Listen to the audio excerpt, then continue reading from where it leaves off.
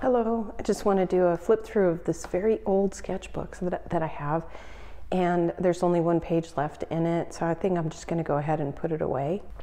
I'm in a very empty room, so I apologize for the echo, and also I'm feeling very stuffy this morning, so you might hear it in my speech, just kind of allergy stuffiness.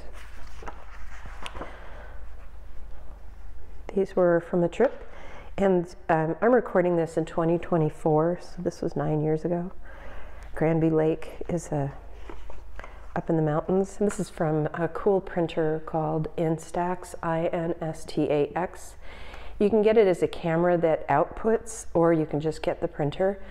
But this is a cool setup to take the picture and put it in, and then paint the picture. Kind of a fun way to do it. And these pages are so thin, I think that's why I didn't do a painting on both sides, so that it didn't, I don't know, it's like all wrinkly. And I think this is more note paper than painting paper. These are still all from the same trip. I like this one. I like the limited palette.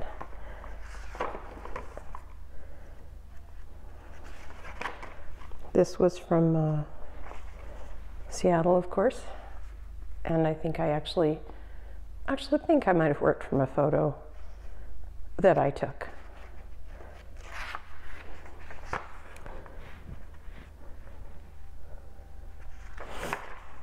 This is a view in New York City. I believe it's from a photo that I took. Just to look online and find a font that I like, and was just playing with it. Just a doodle. I think I'm going to go with the way that the date is written to show you which orientation for the page. This was actually, so one of the ways that I've been using this book at some point, I mean, it's just such a small book, I end up bringing it along, but sometimes I'll do a very quick sketch to do kind of composition and value study.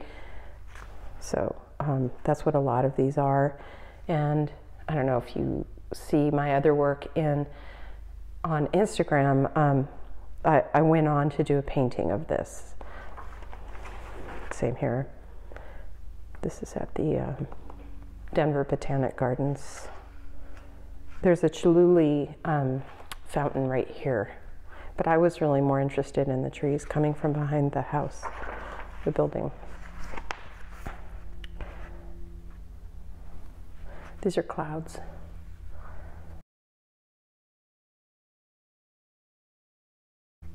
Sometimes it's more fun to do the sketch than to do the painting. This is the side of a river.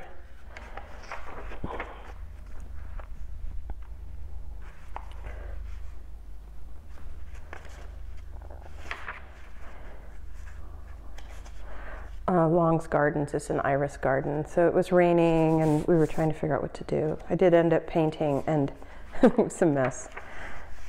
Gardens on Spring Creek. I really should write what things are, because I forget. This is kind of a blind contour, which I highly recommend.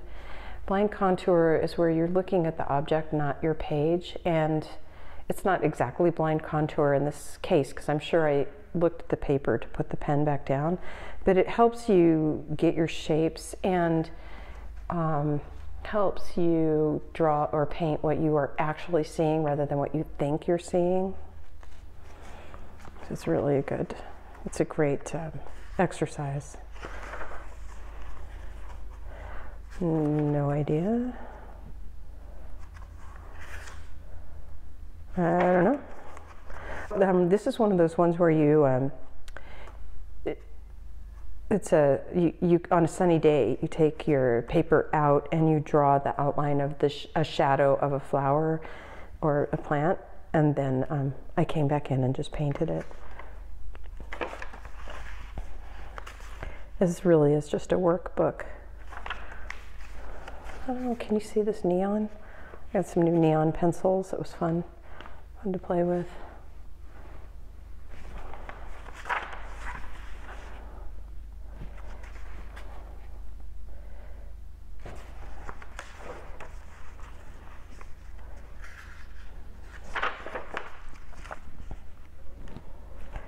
Whole Foods.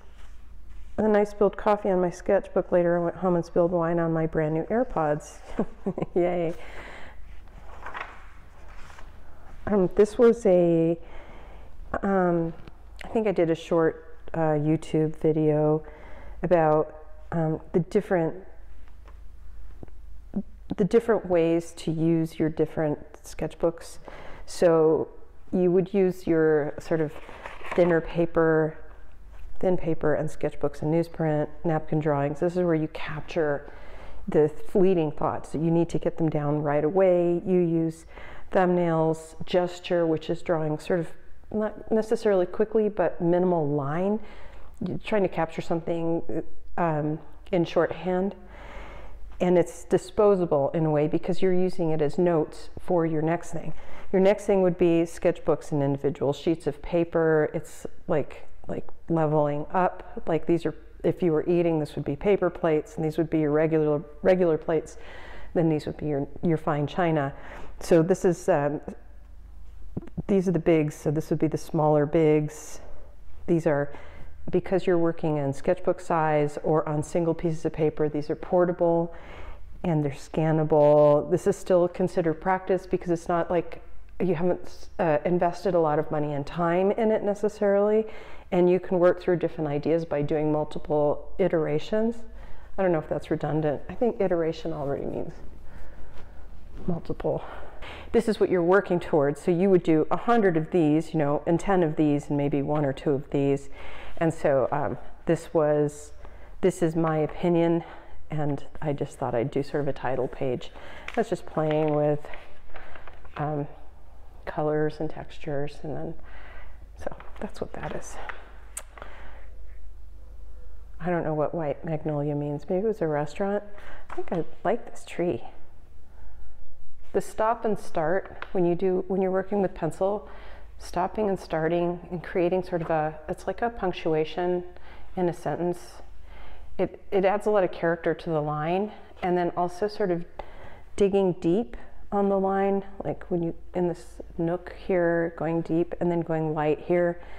It's a little like, I don't want to say lyrical, but to be able to draw more than one thickness of line it's really satisfying to me, and I love drawing, and I'm trying to get to this in painting, where I just feel super comfortable and I know when to do what.